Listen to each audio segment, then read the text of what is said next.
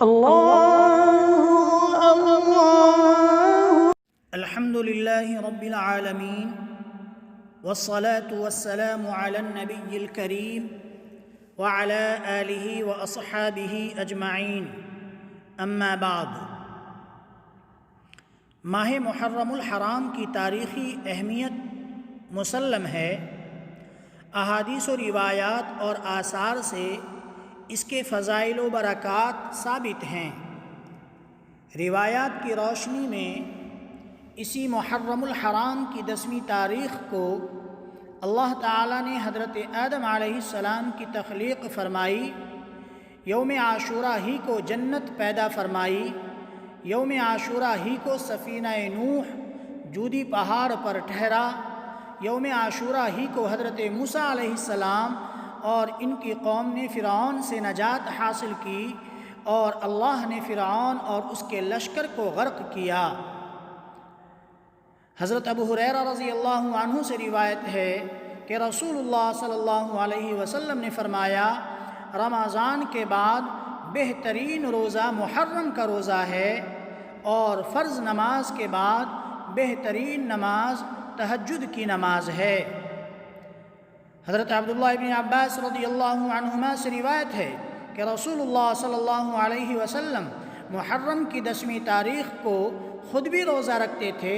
اور دوسروں کو بھی روزہ رکھنے کا حکم دیتے تھے۔ میرے محترم بزرگوں، اگر ایک طرف محرم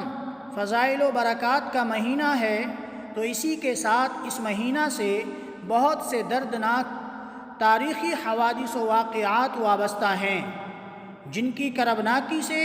امت مسلمہ کا ہر فرد بے چین اور مضطرب ہو جاتا ہے، اور تاریخ اسلام کا صفحہ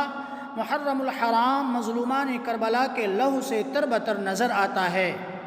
اہل بیت کی اولو العزمی حضرت حسین رضی اللہ عنہ سردار نوجوانان جنت کی ایمانی صلابت، حق گوئی و بے باکی، صبر و تحمل، عزیمت و استقامت کی داستان ہر مسلمان کو عزم و حوصلہ اور باطل کے سامنے سینہ سپر رہنے کی ہمت بخشتی ہے، تو دوسری جانب یزیدی فوج کی سنگ دلی، بے رحمی، بے حسی اور جبر و استبداد، خاندان رسول کی بے حرمتی، اہل بیت کی بے عزتی اور مظلومان کربلا کی تذلیل و تحقیر اور ان کو ناحق تہ تیغ کرنے کی چنگیزی حرکات سے اسلام کی روشن تاریخ داغدار دکھائی دیتی ہے۔ واقعہ کربلا میں دغابازی، بے وفائی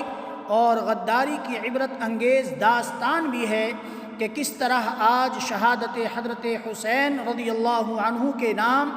ماتم و غم منانے والے شیعہ حضرات نے حضرت حسین ابن علی کرم اللہ وجہہ کو خطوط لکھ لکھ کر کوفہ بلایا تھا، پھر مصیبت میں آپ کا ساتھ چھوڑ دیا تھا۔ حضرت مسلم اور ان کے 2 صاحبزادوں کے خون سے اپنا ناپاک ہاتھ رنگنا غداری و بے وفائی کی بہت ہی المناک گھناؤنی تاریخ ہے، جس کے حرف حرف سے مکر و فریب کی بدبو پھیلتی ہے۔ پھر بھی واقعہ کربلا اور شہادت حضرت حسین رضی اللہ عنہ کو اہل رفض و تشیع نے اتنا بدل ڈالا ہے اور اپنے فاسد عقائد میں ایسا رنگ دیا ہے کہ سچائی ہزاروں پردوں میں چھپ گئی ہے۔ تعزیہ داری، ماتم اور مرثیہ خوانی نے غم حسین کو ایسا رنگ دے دیا ہے کہ محرم الحرام کا یہ واقعہ قرب و علم ایک جشن بنا دیا گیا ہے۔ من گھڑت واقعات کو اشعار میں بیان کر کے مرثیہ خوانی سے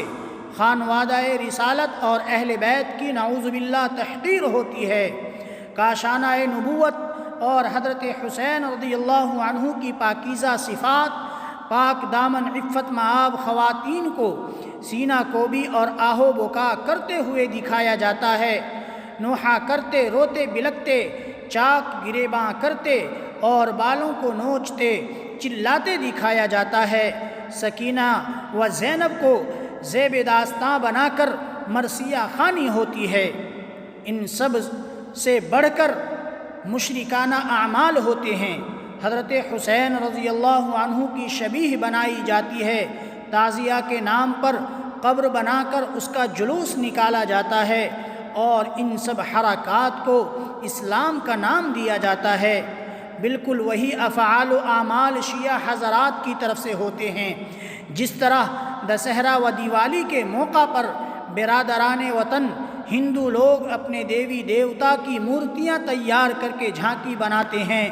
گشت کرتے ہیں، پوجتے ہیں، پھر دریا میں سیرا آتے ہیں، یہی حال تعزیوں کا ہے کہ گشت کرتے ہیں، ماتم کرتے ہیں، تماشے ہوتے ہیں، سینہ کوبی اور نوحہ خوانی ہوتی ہے، میلہ سا لگتا ہے، رنگ برنگے جھنڈے، جھنڈیاں اور قسم قسم کی شکل و صورت بنائی جاتی ہے، پھر مصنوعی کربلا کے گہرے کنویں میں دفن کر آتے ہیں۔ میرے محترم بزرگوں، دوستو، شہادت امیر المؤمنین سیدنا حضرت عمر فاروق رضی اللہ عنہ میں نے واقعہ کربلا کے تاریخی پس منظر میں جانے اور اس کی پرخار تاریخی وادی میں سفر کرانے کی بجائے صرف اصل بات کو سامنے رکھا ہے، کیونکہ شیعی روایات نے واقعہ کربلا کو اتنا مسخ کر دیا ہے کہ حقیقت سامنے لانے میں بہت ہی زیادہ تحقیقات اور ہزاروں صفحات کی ضرورت ہے۔ شہادت حضرت حسین رضی اللہ عنہ سے پہلے اسی ماہ کی پہلی تاریخ کو امیر المؤمنین سیدنا عمر فاروق رضی اللہ عنہ کی شہادت کا عظیم سانحہ پیش آیا۔ وہ عمر جن کی شہادت یقیناً واقعہ کربلا سے زیادہ دردناک ہے، اس لیے کہ اسلام کو رفعت و عظمت کی بلندیوں تک پہنچانے والے حضرت عمر فاروق رضی اللہ عنہ تھے، جن کو برادر رسول اور مطلوب اسلام ہونے کا شرف حاصل ہے، جن کے سایہ سے شیطان بھی بھاگتا تھا اور جن کی ذات میں خاتم النبیین سید المرسلین صلی اللہ علیہ وسلم کو صفات نبوت نظر آتی ہیں کہ ارشاد ہوتا ہے لا نبی بعدی لو کان بعدی نبی لکان عمر، کہ میرے بعد کوئی نبی نہیں، اگر میرے بعد کوئی نبی ہوتا تو یقیناً عمر ہی ہوتے۔ حضرت عمر فاروق رضی اللہ عنہ کے عند اللہ مقبولیت کا یہ حال ہے کہ اللہ تعالیٰ نے تقریباً 34 مواقع پر حضرت عمر فاروق رضی اللہ عنہ کی عین خواہش کے مطابق آیت قرآن نازل فرمائی ہے، جن کو موافقات عمر کہا جاتا ہے۔ حضرت عمر فاروق رضی اللہ عنہ کی عظمت کا سکہ مہاتما گاندھی کے دل میں ایسا بیٹھا تھا کہ آزادی کے بعد گاندھی جی نے کانگریسی لیڈران سے کہا تھا کہ تم اسی صورت میں کامیاب حکمران بن سکتے ہو جبکہ عمر کو اپنا آئیڈیل بناؤ گے۔